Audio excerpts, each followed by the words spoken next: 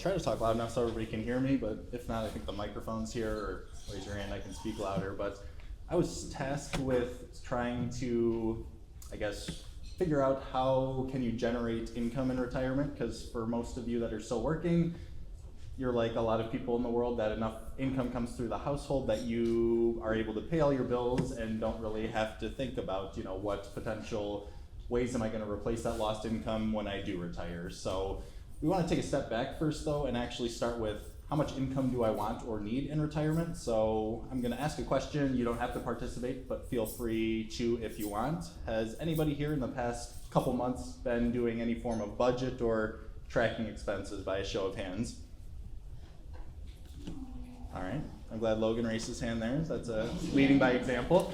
So, no, I'm glad to see some people have, because really, if there's one takeaway from kind of my section here, I would argue that's probably the most important thing you, I, and anybody can do, because we might have some clients who, let's say they saved $200,000 in their lifetime, and another client who saved $2 million.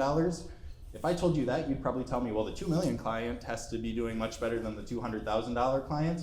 But all of a sudden you start to peel back the layers and it's like, well, the $200,000 client, they can live on $3,000 per month. They've got Social Security, pension, all of this stuff that they don't really need their portfolio unless a lot of bad things happen, where the $2 million client, they've got 2 houses to still maintain, 2 mortgages, 3 car payments, and things don't look as rosy as it might seem on the surface. So what we're really trying to structure here is making sure anything we're talking about in terms of goals in retirement are realistic for what you're spending today, and maybe more importantly, what you want to spend in retirement.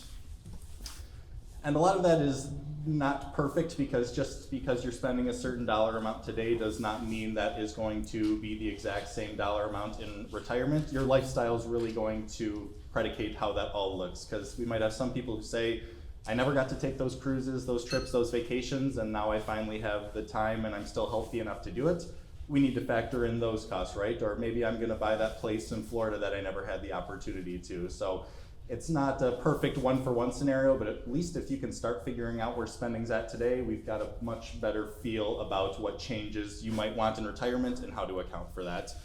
Healthcare costs are a big one, like Joe had mentioned to start with. I'm not gonna dive into that too much because Sharon gets the opportunity to share some great examples about how healthcare costs can be a big payment potentially, and ways to hypothetically or mitigate those costs depending on how you plan for it.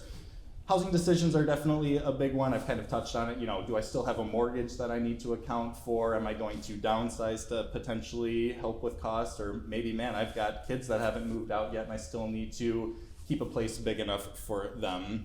Taxes in retirement are kind of tricky, because you and I probably sit here and think, well, I'm not spending money on taxes in retirement, but we would argue you need to account for the money that goes out to it. And the nice thing about taxes, depending on how you plan for it, you can actually control to a certain extent how much money you're paying in taxes, depending on which accounts you're pulling from, how you've structured your assets allocation. We'll dive into that more later, but we're all probably gonna pay some form of taxes. We just want to pay as little as we possibly can. And then last thing, as Joe commented on, family and legacy goals. We've got some people who say, I don't need all of this spending in my lifetime. How am I most optimized to leave that to my church, my charity, my kids, whoever that may be? So can I spend to a certain level and still achieve that legacy goal if that's a priority for me? This is kind of a baseline graph that the average retiree might see their spending go in retirement. It's not going to be perfect for everybody. There's a lot of variables in here, but how we often see it is like the spending smile is kind of what it's called, because if I drew a couple eyes up there, it would look like a semi-smiley face maybe. We often see that first 10 to 15 years, let's say I retired when I'm 60, probably healthy enough to do all of my traveling, my fun stuff that I didn't get to, so you might be out and about spending more at that point in time. Then maybe when I move to my 70s, 80s, and on, I might stick closer to home, right? Potentially I've got more grandkids that I don't really want to take those cruises that I did. I want to watch them as often as I can. So maybe not that you stop doing things, but you stop doing things that were potentially more expensive earlier on. Please remember, not the same story for everybody, but just talking about averages. And then in that late retirement, what can really get to us is long-term care cost, which Sharon again will elaborate on more, but you're talking upwards of thousands of dollars per month if you need some form of care. And there's ways to mitigate that and address that, but again, this is kind of what we often see in terms of spending, and a lot of our planning processes, focused on what do you think retirement's gonna look like and how can we plan for those things that maybe we don't want to spend money on, but we might have to depending on what our or our health outlook looks like. And then lastly, this is kind of, the main question, right? It's like, all right, Adam, I've done it. I've got my budget, I know what I want to spend money on, but I've got my 401k plan, my Roth IRA, my traditional IRA. How do I actually go about creating income from my assets? So we, through the planning process, do a big look on saying, okay, here's everything you've got, and how can we actually get you the income you want or need? Logan's gonna get into a couple different scenarios on how we could potentially structure distributions, but just know there's a ton of products in our industry that are available, but they aren't perfect for everybody. So we've got a bunch of tools in our tool belt, and we try to utilize the one that makes the most sense in the scenario. But if I pulled Joe off the street and Sue off the street, they might not get the same recommendation because personal finance is personal. Social Security is going to be a big factor for most people sitting in this room in terms of replacing income. Brett will be up here after I am to talk about a bunch of considerations for that, but looking at kind of like the three stools of retirement income that some people in the room might have heard about, it's really Social Security. Pensions are kind of getting a thing of the past. A lot of people may not have those anymore, but let's say, for our parents, grandparents, it was like, man, I've got pension, Social Security, and whatever I saved in retirement. Those made up the three stools. Social Security is still here for now, but conversation for another time. Who knows what that looks like in the future. Pensions are becoming a thing of the past, so it's really on that savings and investments at the top to potentially replace whatever you're not gonna have for income. And then we threw part-time work in here. I know that sounds strange. You're at I'm a ready to retire seminar and I'm up here telling you to go back to work, but you can often look at that as a way to possibly replace that pension that might no longer be there anymore.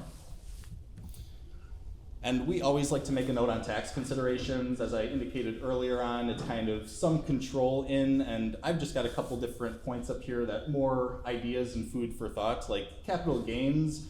In our tax code for certain types of accounts, certain types of investments, which Logan will talk to later, there are ways that, let's say, for example, I worked at Dow Chemical for 30 years and I've got a bunch of Dow Chemical stock because either I bought it or my employer gave it to me.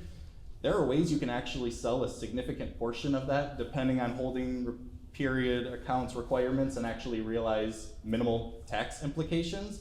So if we can get income you need and pay next to no tax, I think that's checking off multiple boxes there. And then how different accounts are taxed.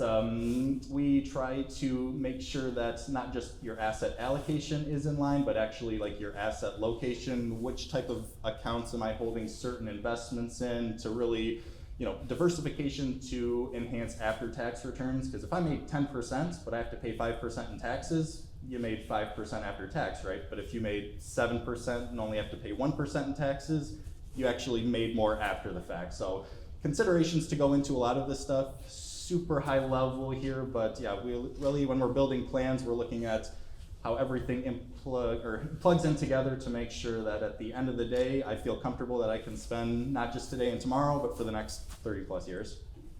And with that, Brett's gonna come up and get into Social Security more.